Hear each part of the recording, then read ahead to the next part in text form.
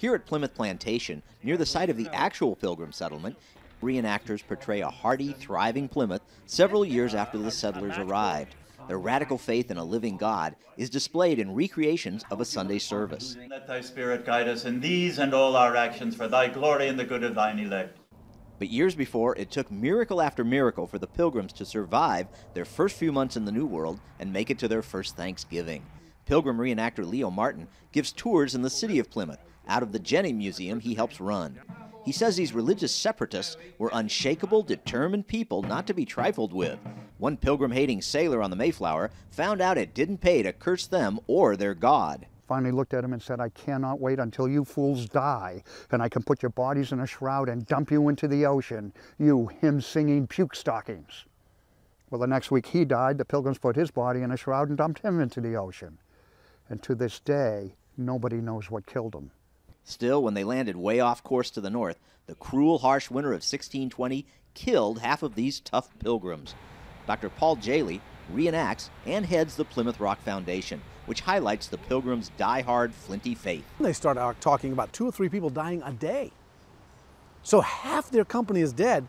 Nearly out of food, they were living on a ration of just 5 kernels of corn a day, and most of the mothers perished because they gave their portions to their starving children. Those 18 married women, 14 died the first winter, sacrificing themselves for the next generation. But even in the midst of all this, the guidance of God was evident. Exploring in their shallop boat, they found, here above the famous Plymouth Rock, a place that perfectly, miraculously met their needs. A river of fresh, clean water teeming with fish. Next to it, a high hill, now a cemetery, but then the perfect location for their cannon set to ward off Spanish, French, or native enemies. And since they couldn't fit plows on the Mayflower, they desperately needed a large plowed field no longer claimed by anyone. They find 3 acres of cleared farmland, which the natives have abandoned. Because a plague had killed most of them. Now they're wiped out by a plague, so no other Indians would come on the property. Then Martin tells CBN News of one of the strangest occurrences of all. An unknown Indian walked up and spoke English. How you doing? You got a beer?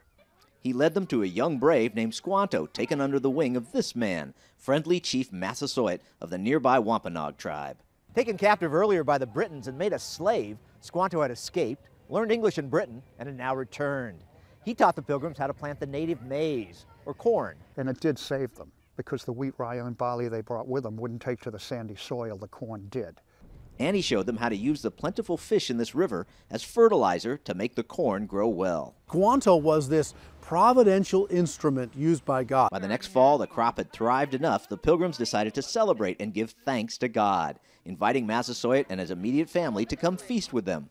Unfortunately, nobody explained to Massasoit the meaning of immediate family. He brought 99 braves. First Thanksgiving went on for 3 days as English settlers and natives feasted and celebrated side by side. But the Pilgrims didn't forget that starving time that killed half their number. Governor Bradford put 5 kernels of corn on everybody's plate and asked everybody there to give him 5 things they were thankful for that first year in Plymouth. And that's what we consider our first Thanksgiving. Plymouth honors the Pilgrims year-round through such things as its national monument to the forefathers, topped by a female figure titled Faith. This commemoration included an Abraham Lincoln reenactor, since it was Lincoln who in 1863 made Thanksgiving a national holiday. The fact of the matter is, the Almighty deals with us as nations as well as individuals. And much of the nation makes its gratitude known every Thanksgiving to the God whose divine hand guided through terrible trials these brave, determined Pilgrims. Paul Strand, CBN News, reporting from Plymouth, Massachusetts.